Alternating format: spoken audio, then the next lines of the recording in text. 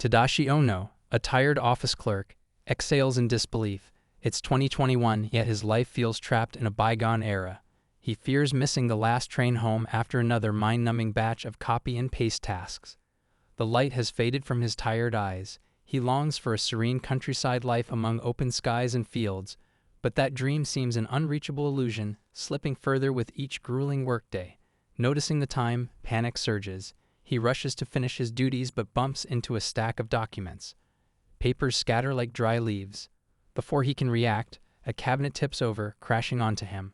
Buried under metal and paper, he trembles, fear overwhelming him. A sad truth hits. He's alone, the last one working overtime in the building. No one will hear his cries or help. Even crushed, his mind is focused on the train he'll miss. His fingers shake as regret settles in. He wonders if he should have pursued rural farming, the life he always craved. His mind drifts to a fantasy of peaceful days, radiant women smiling beside him, and gardens brimming with vibrant vegetables. In that vision, he's truly happy. The illusion fades and he jerks awake. A beautiful woman stands before him, her voice gentle. She introduces herself as Aria, the goddess of beginnings. Confused, he mutters a greeting. Seeing his blank expression, she explains he has passed away and now stands in Avestor, a divine realm. He laughs faintly, unsure if he believes her. Aria smiles, assuring him this isn't an end but a new chapter. Due to his soul's goodness, he's chosen for a second life. She summons other gods, welcoming him to this new existence. As he scans the gathering with confusion, he approaches an elderly man who introduces himself as Kronos, deity of cultivation and soil. Reading Tadashi's puzzled look, Kronos chuckles, suggesting that if farming doesn't appeal, he could explore Herkiberits, the battlefield of heroes, or seek wisdom from Maya, the god of intellect and strategy.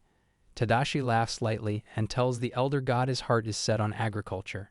Kronos stares, wide-eyed, surprised by the response. Tadashi explains his long-held dream of a peaceful rural life, tending fields and working the land. Though he missed the chance in life, he hopes Kronos might grant his wish now. Kronos' hands quiver, overwhelmed. He admits he never expected such devotion, noting that Vulin, the blacksmithing god, is often preferred for adaptability. Tadashi stands firm, drawn to Kronos' way of life. Touched, he softens, explaining that agriculture connects all beings through nurturing and sustaining, far beyond mere planting. Tadashi smiles, reaffirming his hope in Lord Kronos. Tears well in the old god's eyes. Kronos pulls him into a hug, startling Tadashi. Hesitantly, he asks what's wrong. Voice trembling, Kronos confesses he hasn't felt this in ages. In tens of thousands of years since Avestor's creation, among 2024 reincarnations, no soul has chosen farming. He is the first. Blinking in disbelief, he asks if it's true. Kronos nods, eyes watery, and asks his name, which he missed earlier. When Tadashi shares it, Kronos smiles fondly, then turns to Aria, pleading not to let this rare soul slip away.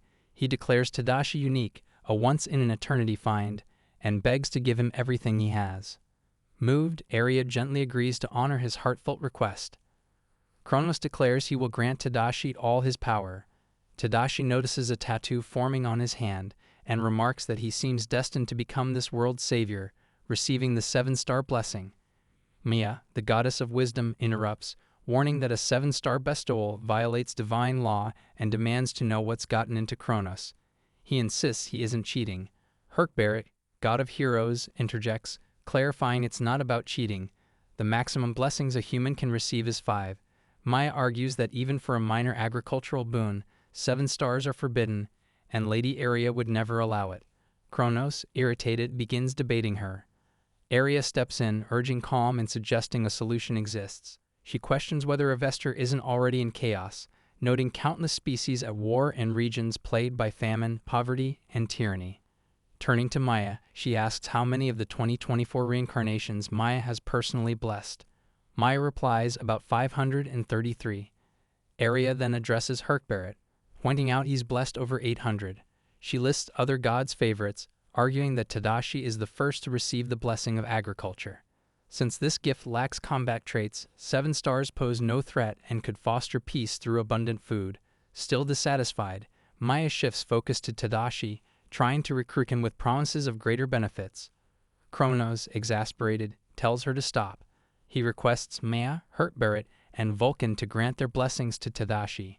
Maya questions his intent, and Kronos explains Tadashi needs varied blessings to defend against monsters and forge tools. She objects, but he argues survival in Avesta requires combat skills, and Hurtbarret should understand. When Hurt appears unconvinced, Kronos falls to his knees and pleads.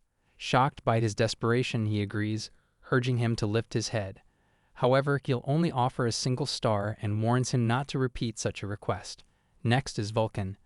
Being on friendly terms with him, he doesn't mind bestowing a star or two, but the issue lies with Tadashi. Accepting a god's blessing means having faith, and he requires something in return. He awkwardly replies he has no money. Vulcan bursts into laughter, calling him amusing. He explains that all he needs to do is build an altar and make offerings. Nodding, he adds that he prefers wine and snacks and looks forward to the tribute. After all, he's the first reincarnated soul favored by the god of agriculture. Tadashi thanks him and promises offerings for Hurtbarret as well. He grumbles he didn't bless him for compensation. He reluctantly gave a hero star and warns him not to disgrace it. Lady Aria then announces it is time for him to descend. He expresses his gratitude, and she wishes him a life full of meaning. With that, he is transported into the new realm. He is cast into the frontier zone and wonders where he has arrived. Kronos appears behind him and says they should get to work. He surveys the surroundings and remarks that there is nothing here, but Kronos counters that there are mountains, rivers, and plains, surely enough land for farming, are there not? He feels the land is empty. He had dreamed of farming in the countryside, yet never imagined it would be on such a barren place. He tells Kronos that while he is glad to see ground fit for cultivation, he does not understand why they must begin again like this. Kronos replies it is the only place without people. Besides, of all people, he should know that taxes are high in every nation, and if he farmed elsewhere, the nobility would impose heavy levies, leading to misery. He dislikes the thought. He reflects that in otherworldly tales, heroes always receive fortune, while humble farmers are treated poorly for not being deemed worthy. He suspects this might be a test of divine goodness, though he is uncertain if it is well meant. Kronos explains every kingdom is embroiled in war, and peasants who place faith in him suffer constantly. He does not wish him to endure the same fate.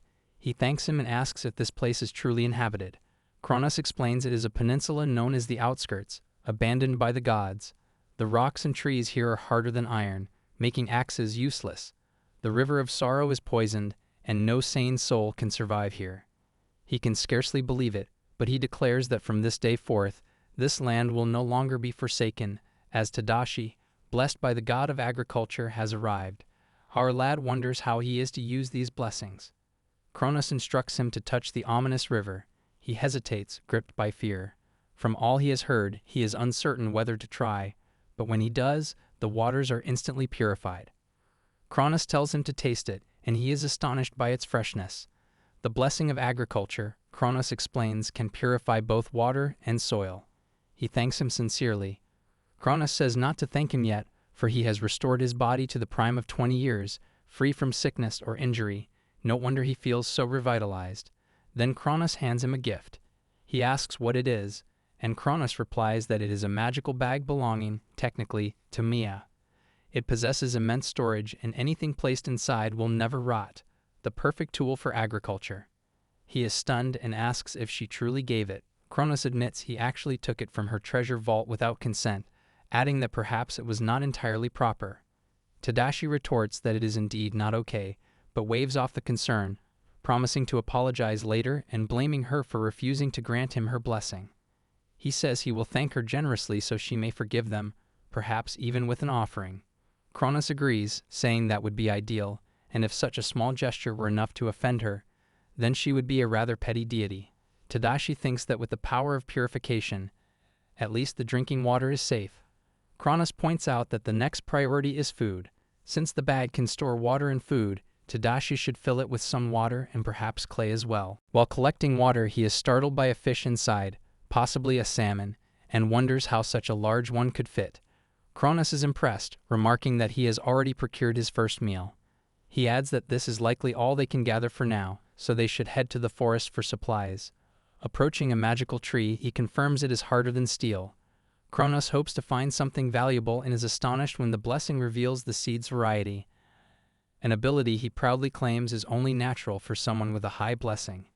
He is uncertain about the Elysia herb, but Cronus exclaims he has struck gold, the finest medicinal herb, named after Elysia, goddess of healing. Ordinarily, such a seed would never appear here, so perhaps she herself granted it. He feels deeply grateful and wishes to cultivate it at once. Cronus agrees and instructs him to plow the soil and sprinkle water. Tadashi fashions a tool, better than expected, practically a digging stick. He remarks that starting a farm from nothing is one of life's great thrills. He urges Tadashi to take the first step. Our lad contemplates the weight of the moment, swings the tool, and the strike breaks the ground. Both he and Tadashi are left shocked and bewildered. He is astonished and asks what happened to the ground. Cronus replies that he'd very much like to know, and then asks how he accomplished it. He answers that Cronus told him to put his heart into it, so he simply dug. He examines the soil. It was not merely tilled. In that instant, it transformed into fertile earth suited for cultivation. He asks if something is wrong, and Cronus admits he has no idea. He says this is the first time he has witnessed the blessings of the agricultural god, Seven Star, at work. Cronus doubts that Seven Star alone wields such overwhelming power, and speculates it may be due to Tadashi himself. Pure wishes can sometimes produce miracles. Tadashi responds that he has long yearned for something like this. Realizing this, the god notes his wish was not in vain and suggests they should sprinkle water onto the soil. Tadashi pours from the magical bag, and the earth takes on a rich, wholesome color. Now it is time to sow. He plants the Elysia seeds along with wood and cypress. The seeds sprout almost instantly, leaving him speechless. Cronus senses his divine power swelling and declares that with this much godly energy combined with Tadashi's blessing, any crop can be harvested within 3 days. Tadashi thanks him, but Cronus tells him not to be overly surprised. Instead, they should grind animal bones and spread them as fertilizer. He scatters the powdered bones, and the plant's growth accelerates. They could harvest in just 2 days. Cronus suggests planting more crops, but says they must also gather firewood. Tadashi hesitates to cut a flourishing tree, yet with a single stroke he fells it. While chopping the trunk, he asks if wood must be dried before burning. Cronus affirms this, explaining it must air dry naturally for 3 days, and says it would be wonderful if he could accomplish that in time. Cronus then tells him to take a piece of wood and squeeze it. Confused, he complies, and to his shock, water streams out. Stunned, he asks if it is another blessing. Cronus tells him not to measure this world by his old one's standards. This is a realm of divine blessings, not mere sorcery. He possesses sacred power to achieve limitless feats, and others, too, are gifted by the gods. Tadashi thinks it truly is an extraordinary gift. Cronus then instructs him to build a fire. Tadashi admits he never has, but Cronus reassures him and guides him carefully. He follows the steps, sparks a flame, and soon a proper fire crackles before them. He feels delighted, though Cronus is perplexed that, after all the wonders shown, his joy comes from making a fire. Tadashi explains he always wished to build a campfire. Cronus concedes, nothing is finer than gathering around one with companions. Watching the flames brighten the darkness is soothing, and the crack of embers feels nostalgic. A memory rooted in the hearts of the Japanese, a way of life once embraced by his ancestors. He grows thoughtful, and Cronus asks what troubles him. Tadashi says he was merely thinking of his future. Cronus assures him they will live comfortably, but first he will need a pot for boiling water. Tadashi asks if this is why he collected clay, and Cronus confirms it. He takes it out, adding that a little sand will keep it from cracking. Though he admits he is not skilled at pottery, his blessing from the god of blacksmithing should allow him to succeed. Cronus inquires about the design, and he says it is Jomon pottery, a style crafted by his distant forebears. Cronus remarks that its pattern is distinctive and highly creative. Cronus sets the pot over an open flame to cook, and after a while, it begins to blacken. He inspects it and declares it's exactly what they need. Tadashi asks if it's finished, and Cronus explains that rushing the process would typically crack the pot, but with the blacksmith's blessing, it remains intact. They only need to bury it in sand to cool, and it will be ready. Tadashi notes that polishing the surface with sand will enhance its appearance and prevent water seepage.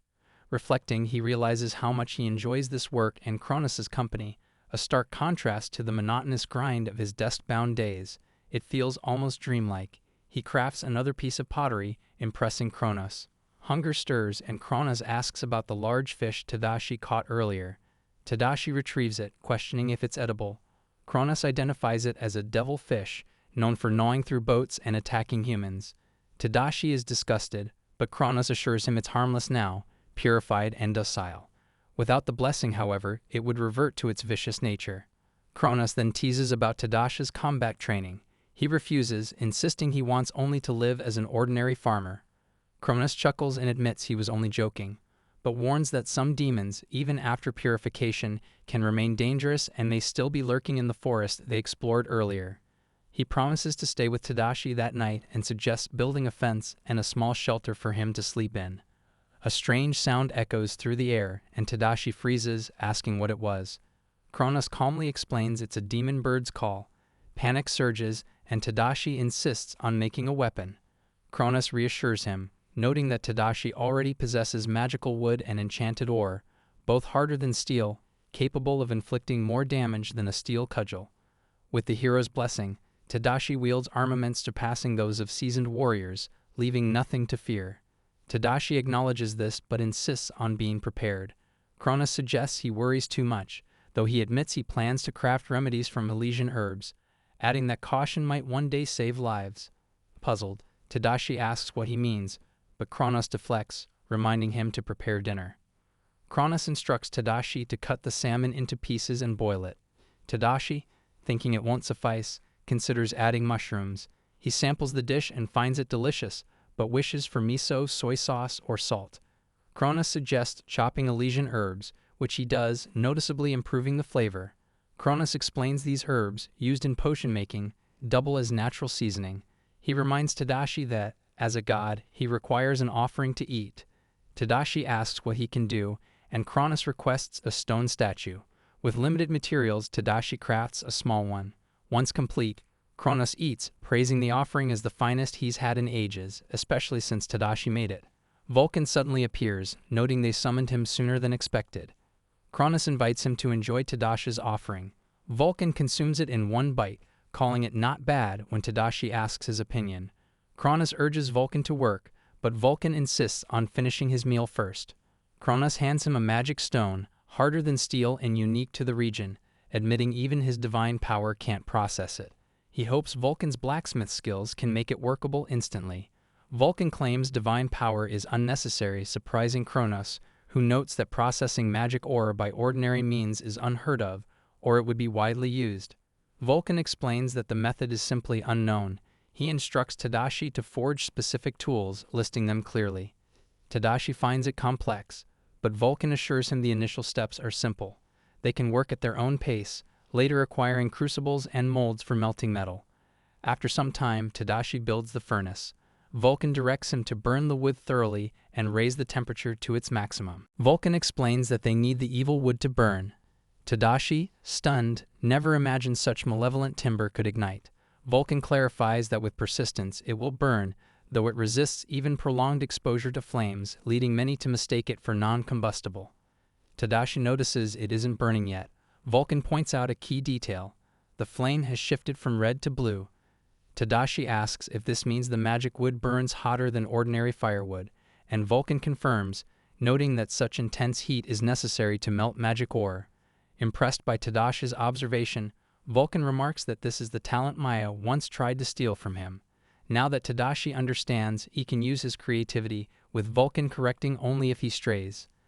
Tadashi retrieves the ore, noticing it turns blue, and wonders if this is normal. Vulcan suddenly calls out, startling him, then announces that he has passed the test. The heated magic ore has softened and is ready for forging. He praises Tadashi, claiming he's never had such a skilled apprentice. Tadashi admits uncertainty about the next step, unable to simply mimic a blacksmith and strike aimlessly. Vulcan explains that the rest depends on his vision for the piece. He can craft anything he desires. Tadashi decides he's unafraid of failure, eager to try something new. Vulcan instructs him to quench the shaped ore with water, solidifying it into blue magic steel, an alloy harder than demon ore, ideal for precision tools. Tadashi forges a hammer from the magic steel. Though crude, he finds it endearing because it's his creation. Vulcan, impressed, suggests Tadashi can now craft more intricate tools and pass on his skills. He proposes melting a larger quantity next time to create an anvil, but doesn't know what material to use for the crucible. Our lad suggests an earthenware jar or ceramic clay. Vulcan replies that they'd need a kiln to fire it properly. Eager, Tadashi asks Vulcan to guide him meticulously, and Vulcan pledges to stay until he crafts something truly satisfying. After tireless trial and error at a superhuman pace, they complete the ceramic crucible. Exhausted, Tadashi falls asleep, and Kronos remarks that even with divine blessings, a mortal can only labor for 2 days without rest. Kronos muses that seeds sown in fertile earth will sprout, prosper, and yield abundant fruit each season. He wonders if this plot will flourish similarly. Having spent days with Tadashi, he sees him as an upright, industrious man who will steward his blessings wisely, potentially easing the terrible state of this land with hope and faith. Kronos reflects that this god-forsaken frontier seems warped, yet Tadashi's arrival feels fitting. Though the future remains beyond even the god's sight, all deities can offer is inspiration, leaving the rest to Tadashi. Vulcan asks if this is acceptable. Tadashi awakens, and they inform him his training is complete, freeing him to explore the world. He thanks them, and Vulcan, enjoying the company, promises aid if Tadashi offers something tasty like wine and snacks. Tadashi agrees to bring fine red wine. Kronos advises him to establish his life's foundation first, offering thanks when able. With tears, Kronos confesses he doesn't wish to leave but must return to heaven, urging Tadashi to care for himself. Tadashi agrees, and the gods depart. Tadashi begins his new life, testing his first harvest. Weeks pass, and by the third harvest, cypress and shiitake trees form a budding forest. He labors daily, strengthening the fields, and builds a shelter nearby, crafting millstones, cellars, barrels, and woodwork to sustain himself. Though he manages, loneliness gnaws at him. Mere survival feels empty. He dreams of companionship, hoping for chickens, a dog, or a cow. Knowing hexenbeasts lurk in the woods, he remains concerned. Tadashi spots a bird savagely attacking a puppy. If this continues, the pup will perish, and he wonders what he ought to do. Suddenly, he recalls that he has a weapon with him. Kronos' words resound in his mind. He is strong now, and there is nothing to fear. He bears the blessing of agriculture. Channeling his power, he strikes the ground with force, unleashing a shockwave. He knows that merely frightening them is not enough. The impact will not harm him directly, and if the bird is airborne, he can send the loosened earth flying toward it as well. His next blow strikes the bird, and he demands to know if it desires more. The creature sneers in defiance, so he hits it again. He warns the bird to depart or face death. Intimidated, the bird flees. He hurries to the puppy, discovering it wounded. Pity stirs in him, and he tends to its injury with care. He wonders where it came from and where its parents might be. If it had parents nearby, it would not be alone in such a place. Perhaps it became lost, or perhaps it is truly on its own. He offers it one of the bones, and to his surprise, it begins chewing eagerly. He then gives it boiled taro nuts, musing that this may not be an ordinary dog. Given the strange nature of this land, it is plausible. Since he will not remain here permanently, he asks the pup if it would like to come with him. The dog brightens with joy, and he lifts it into his arms, pondering a name. The dog tilts its head in confusion, so Tadashi thinks for a moment and names it Karuru. From that moment, they are family. At home, Tadashi rests. His wooden timbers and farmland have expanded notably, and a substantial food reserve has been amassed, though the range remains limited in variety. He still lacks many seasonings and other essentials for a healthy life. He considers whether they should begin exploring the surrounding lands and resolves that they should. He prepares provisions, knowing the unpredictability of what lies ahead, and remarks that Karuru has grown considerably. He can scarcely believe how quickly the dog has matured and suspects that, being a creature from another world, he is special. He tells Karuru they are heading to the far side of the land to gather salt. He is unsure how long the journey will take, but is determined to acquire seasoning.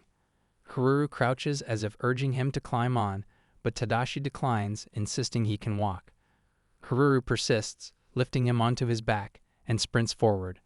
Tadashi is astonished by the dog's ability to bear his weight while running with such speed. After some time, they reach the far side of the land. What would have taken days on foot has been accomplished in a single stretch. Tadashi pats Karuru, praising him for bringing them here so swiftly. He wonders what it would be like to find himself in the ocean of another world. Yet now that he is here, it appears fairly ordinary. The water is dark and turbid, but he assumes it is the same as in the river and takes that as confirmation. He purifies the water, tastes it, and finds it identical to that of a Japanese sea. Observing the surroundings, he realizes that the environment in this realm mirrors the one he came from, and he muses that anything capable of producing salt is possible here. If they draw seawater, pour it into a pot, let it simmer, and allow the liquid to evaporate, they can produce salt, boiling it down in a bowl until nothing remains but the crystalline residue. Kururu attempts to say something, prompting him to ask what is wrong. He is astonished to see turtle shells and abalone. Kururu urges Tadashi to follow, leading him to a spot that amazes him even more. There are lobsters here. He realizes these are not otherworldly shrimp, but genuine lobsters. Cooking them, he tests the meat and is impressed. It is remarkably plump. The sweetness of the seafood and its natural brininess captivate him. He cannot get enough. He tells Kururu that he will prepare some for him to enjoy as well.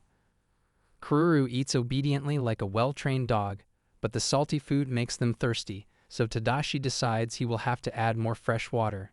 Suddenly, he is startled to see Kururu still beside him.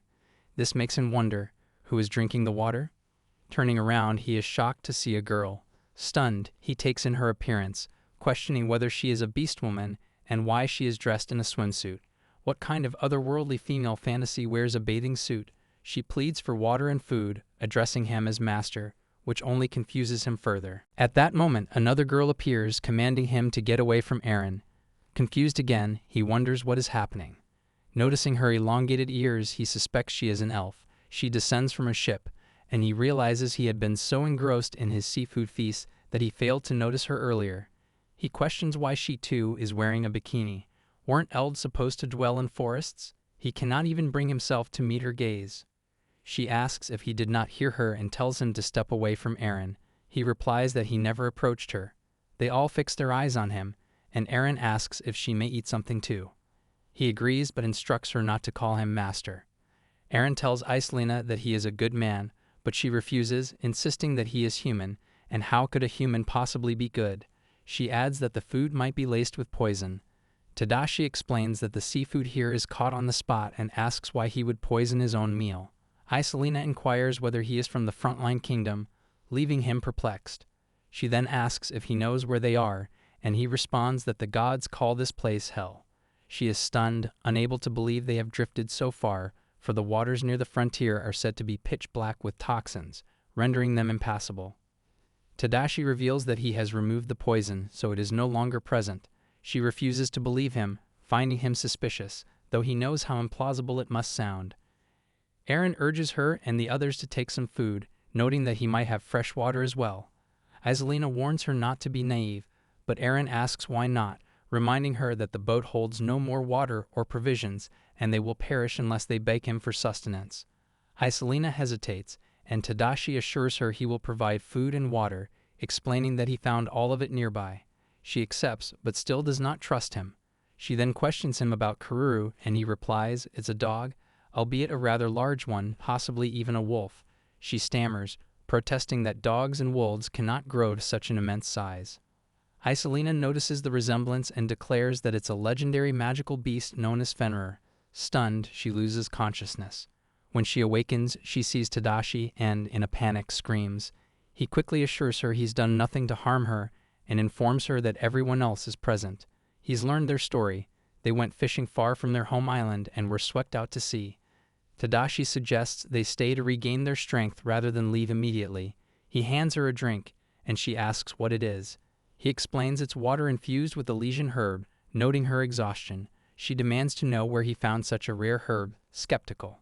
He tells her to lower her voice and open her mouth, explaining she has a fever and is agitated and dehydrated. As someone blessed by Elysia, the goddess of healing, she instantly recognizes the herb's authenticity. She reflects that, despite being a stranger, he's offering her this precious remedy, suggesting he may not be a bad person. He tries to spoon-feed her, but she insists she can drink it herself. Pleased, he remarks that she only needs to regain her strength. She touches the ground, startled to feel grass instead of the sandy beach she remembers. He explains he grew it, believing it's better than lying on the shore.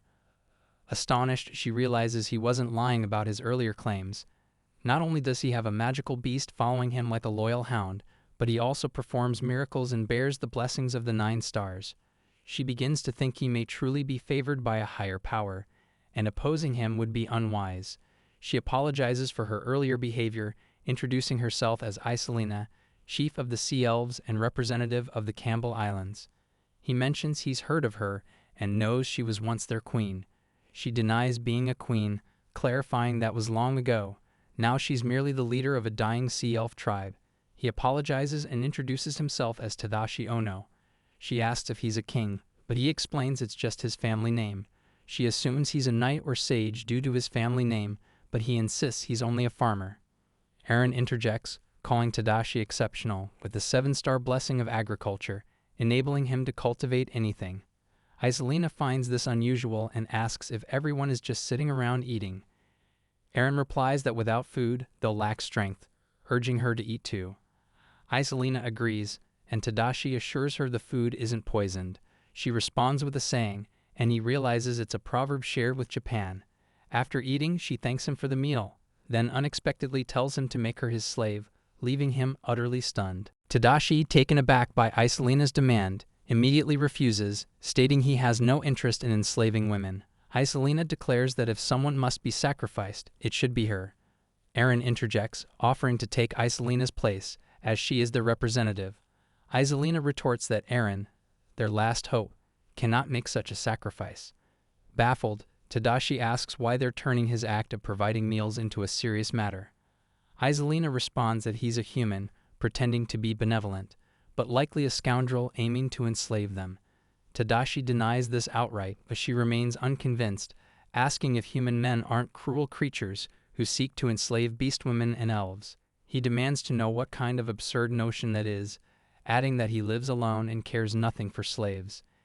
Eren asks why he's helping them. Tadashi replies that he would help anyone in need. Who wouldn't? He silently wonders what's wrong with the people of this land. Iselina reveals that the Campbell Islands, their homeland, were seized by the Frontline Duchy, a human military state. Before the duchy's takeover, demons of the North Sea tribe ravaged and plundered the islands, even consuming their people. A heaviness settles over Tadashi as he realizes Iselina's nation has been ruined by both demons and humans. The Sea Elves and Beastmen, inherently weaker races, fled to the frontier to escape war. Only young girls remain, as the strong and elders perished in battle. To demons, they're mere bait. The duchy treats them slightly better, but demands unbearable taxes. Eren adds that they face enslavement if they can't pay for provisions. Tadashi recalls Kronos mentioning oppressive taxation. Iselina explains they've been gathering food offshore to prevent enslavement. Tadashi, frustrated, asks if he may store edible items in their warehouse. When she agrees, he pulls supplies from his bag. Stunned, Iselina demands to know their origin. Tadashi says these might help and offers more. Eren thanks him warmly, but Iselina remains puzzled. Recalling the Elysian herb he gave her, she asks if he has an abundance of it. He explains he can grow as much as he wants in his garden, no different from other crops. Speechless, Iselina knows Elysian herb is rare and notoriously hard to cultivate. She's never heard of anyone producing it at will. Eren declares that as the king of agriculture, such feats are possible for him. Iselina begins to accept this reality. She mentions that many islanders are injured and asks if he part with some herb. Tadashi tells her to take as much as needed. Iselina, a medicine woman blessed with the gift of healing, thanks him and says she can craft a potent elixir with the herbs. Tadashi is astonished. She begins preparing the concoction, invoking the goddess of healing to imbue it with curative power. Once finished, she offers it to him as a token of gratitude, vowing to make such elixirs for him lifelong. He inspects the potion, awestruck. Tadashi marvels at the glass bottle, but Iselina feels crushed, as she's just shown him her life's work, and he only comments on the vessel. He quickly apologizes, clarifying that the elixir is extraordinary, but he's amazed by her ability to craft such exquisite glass. She explains that glass-making only requires sand, then calls for Asha. When Asha approaches, asking what she needs, Tadashi wonders if she knows how to make lenses. Iselina reveals that Asha, a glassblower with a 1-star blacksmith's blessing, guards the secret of elven glassmaking, but is willing to share it with him. Excited at the prospect of learning this art, Tadashi finds the idea of creating beautiful glass deeply fulfilling. He asks Asha to teach him, and flustered, she says she has sand but lacks proper tools. Tadashi reassures her, pulling materials from his bag and promising more if needed. Both women are stunned. Asha lists her requirements and Tadashi swiftly crafts the items. Iselina, watching, asks how he produces bricks so quickly. Asha explains that his smith's blessing accelerates his work. Confused, Iselina questions how he can hold multiple gods' blessings, though she admits it might be possible. Soon, Tadashi builds a blacksmithing furnace and a brick kiln, deciding multiple kilns would benefit the area. Asha inspects the sand, suggesting they mix in seaweed or shell ash. Tadashi agrees, noting he has plenty of shells, and Iselina adds they have abundant seaweed. He takes some, recognizing the species upon examination. When she asks if he knows it, he confirms he's seen it in this world's oceans and suggests it would make excellent soup. Surprised, Iselina thought only sea elves ate seaweed, as those far from the coast don't consider it food. Tadashi asks if that's true, and she confirms. Blushing, she remarks that he might be a sea person too, to which he muses that perhaps Japanese people are similar. Noticing sea cotton and sea rubber nearby, Tadashi comments that the latter differs from bungee sponge material. Iselina explains both are used for their swimsuits. Flustered, Tadashi suggests cultivating these and asks her to teach him harvesting and sewing techniques. She agrees, noting that sea cotton takes a year to harvest, while sea rubber requires several years. Tadashi tells her to watch, accelerating the sea rubber's growth until it leaves her speechless. Considering shell dust as fertilizer, he seeks her opinion. She praises his insight, explaining that sea folk use it to enrich soil. He spreads the dust, causing the plant to rapidly grow into a tree. Tadashi contemplates staying at the shore to cultivate glass-making materials. Calling Iselina, he catches her off guard, and she flusteredly asks what he wants. He reminds her of her earlier wish to thank him for the food. She insists she already did and urges him to name any favor. Reflecting, she believes the world needs someone like Tadashi, who can feed the needy, possibly its hope for salvation. If aiding him fulfills her role, she's in the right place. Tadashi, identifying as a simple farmer unfamiliar with this world, proposes an arrangement. He seeks seeds and knowledge of new plants, offering food and Elysian herbs in return for useful resources from her island. She agrees, pledging to take his gift to her island tomorrow and fulfill his requests. Tadashi, momentarily confused, realizes the sun is setting. When she asks why it matters, he admits he forgot to build them a house, having exhausted his materials. She reassures him that it will be fine. Iselina asks if Eren is awake, and Eren arrives carrying materials. Tadashi realizes they have stretchable fabric suitable for a tent and expresses gratitude. Kururu returns, and Tadashi thanks him for catching prawns, noticing salt coating his fur from seawater. He cleans Kururu, softening his fur, then considers bathing himself but sees the women using the bath. Flustered, he decides to build a changing room soon. As he works, Iselina invites him to her tent. Embarrassed, he declines, preferring to stay by the fire. She asks what's wrong, and Asha insists he shouldn't sleep outside while they rest in a tent.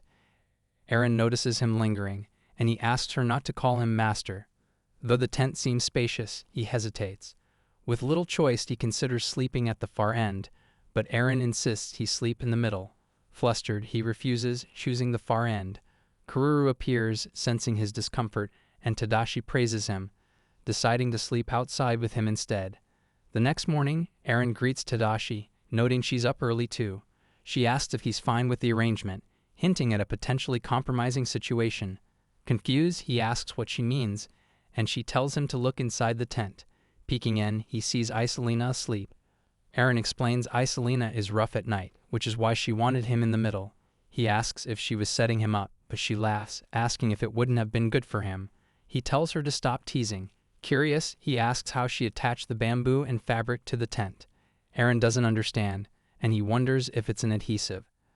Asha greets him, asking if he knows tent making. She explains the process and he understands. Eren notes his love for crafting, and he admits it's a lifelong passion. When he asks what she enjoys, she says she's unsure, as everyone expects her to fight since she's capable. She recalls fighting a shark last time. He nods. Iselina wakes and Tadashi offers her something. She apologizes for her disheveled appearance. He always thought she was strong and composed, but realizes she grew up as a princess. She says it's a fine day to return to their island, a one-day journey with the current wind.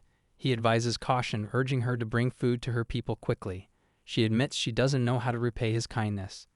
He insists their agreement is between equals, adding that he can't tolerate human conduct in this world. With tears, she thanks him. He feels this is why Kronos granted him powers, a debt he must repay as a blessed individual. Iselina says she'll leave Asha and 2 others with him since he'll work here. He thanks her, and they depart. Tadashi asks the 2 others to share their names and skills. The blonde, Laura, excels at sewing. Barry, the other, worked in the island's fields. He looks forward to working with them and asks if they have other clothes. They confirm they do, and he questions why sea elves always wear swimsuits. Laura explains bathing suits are practical on the beach. He notes they'll work on land now, so they should dress accordingly. She agrees. Asha asks about their next task, and he announces they'll create a forest. Stunned, Asha doubts it will sprout with just water. He instructs Barry to plant and water seeds, explaining that his plowed land can grow anything. Soon, the forest will be prepared. Asha asks how it went, and Tadashi mentions digging a well. Barry volunteers, citing her island experience, but he explains it's different. Striking the ground, he causes a shockwave and asks for space. The ground cracks, water bursting forth. He smelled underground freshwater and broke into the vein, finding it easier than building a well. Barry admits his method is beyond her, but offers to handle well construction. He agrees. Preparing lunch, he assigns Laura to assist. Kururu returns with another catch, and Tadashi praises him, noting the salt's subtle sweetness. He asks Laura to bring Iselina's kelp and seaweed for soap, soaking it in a pot. He plans to refine it later. Laura notices him making bread and offers to help, citing her baking experience. He wants to learn and asks to cook alongside her. She agrees, explaining that chia seeds need flour for stability. He asks if Iselina will bring some, and Laura is certain she will, noting salt alone helps greatly. They bake bread, less fluffy than hoped but tasty, and prepare seafood soup with Kururu's catch. Asha marvels at his seaweed and kelp soup, likening him to a sea elf. Laura finds it hard to believe he's a stranger, and even Kururu enjoys the meal. Tadashi thanks them for their hard work. He brews dandelion seed coffee, which Asha says is unknown on their island. The others find it too bitter, and he apologizes, noting he made it like in his previous world. Asha enjoys it, and he's glad. She resists teaching him, but he reminds her she'll instruct him in glassmaking later. Slightly embarrassed, she agrees to help. After work, he crafts a glass bottle, earning her praise. She assumes he had a skilled teacher for the blowing pipes. He wonders how Vulcan and his friends are, deciding to offer them seafood. Asha notes that magic wood and local sand will ease glassmaking. Here I